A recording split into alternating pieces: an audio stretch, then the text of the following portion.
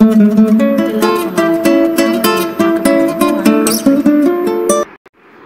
இன்றைக்கி ஒரு வாழைக்காய் எடுத்துக்கிறேன். நீங்கள் உங்கள் தேவைக்கு ஏற்ற மாதிரி 1 இல்லை 2 எடுத்துக்கோங்க. இந்த மாதிரி ஒரு வாழைக்காவை எடுத்து மேலே கீழே கட் பண்ணி தோலை நல்லா சீவிக்கோங்க. அந்த தோல் இல்லாமல் ஃபுல்லாக சதை தெரிகிற மாதிரி சீவி வச்சுக்கோங்க. இந்த மாதிரி தோல் சீவி க்ளீன் பண்ணி வச்சுக்கோங்க. அதுக்கப்புறம் இந்த மாதிரி குட்டி குட்டியாக கட் பண்ணிக்கோங்க. ரொம்ப குட்டியாக இல்லாமல் ரொம்ப பெருசாக இல்லாமல் மீடியம் சைஸில் கட் பண்ணி வச்சுக்கோங்க.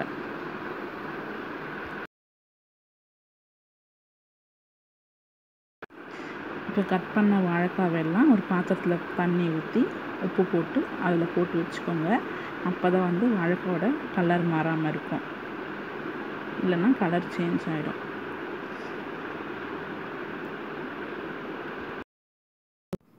இப்போ கட் பண்ணி வச்ச வாழைக்காயில் தேவையான மசாலாலாம் சேர்த்துடலாம். 2 டேபிள் ஸ்பூன் மஞ்சள் தூள்,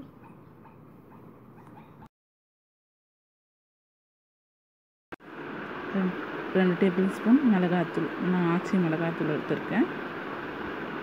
2 டேபிள் ஸ்பூன் போட்டுக்கோங்க.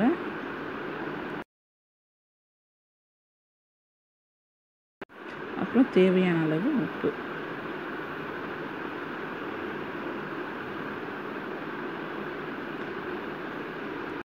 இப்போ இது மூணுத்தையும் நல்லா கிளறி விட்டுடுங்க.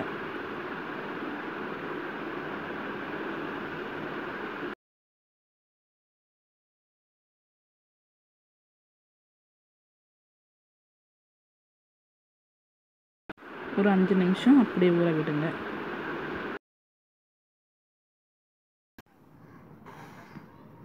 அந்த கடாயில் 4 டேபிள் ஸ்பூன் எண்ணெய் விட்டுக்கோங்க. எண்ணெய் கொஞ்சம் தாராளமாக விட்டுக்கோங்க, ஏன்னா நம்ம ஃபுல் அண்ட் ஃபுல் எண்ணெயில் தான் ஃப்ரை பண்ண போகிறோம். எண்ணெய் காஞ்சிடுச்சு.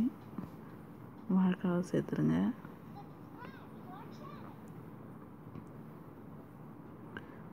ஒரு வாட்டி கலரி விட்டுடுங்க.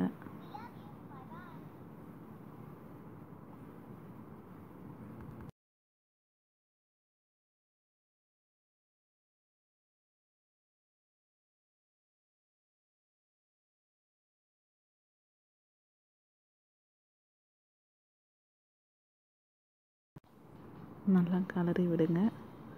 கலரிட்டு ஒரு 10 நிமிஷம் கேஸை சிம்மில் வச்சுடுங்க. 10 நிமிஷம் கழித்து பார்க்கலாம்.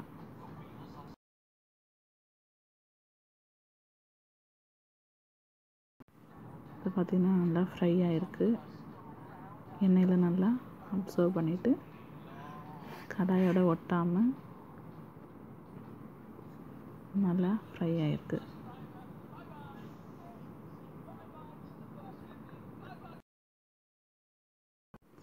வாழைக்காய் ஃப்ரை ரெடி ஆயிடுச்சு. நீங்களும் வீட்டில் ட்ரை பண்ணி பாருங்கள். டேஸ்ட் எப்படி இருக்குன்னு கமெண்ட் பண்ணுங்கள். தேங்க்யூ. மறக்காமல் என்னோடய சேனலை சப்ஸ்கிரைப் பண்ணுங்கள். உங்களுக்கு பிடிச்சா ஷேர் பண்ணுங்கள். தேங்க்யூ.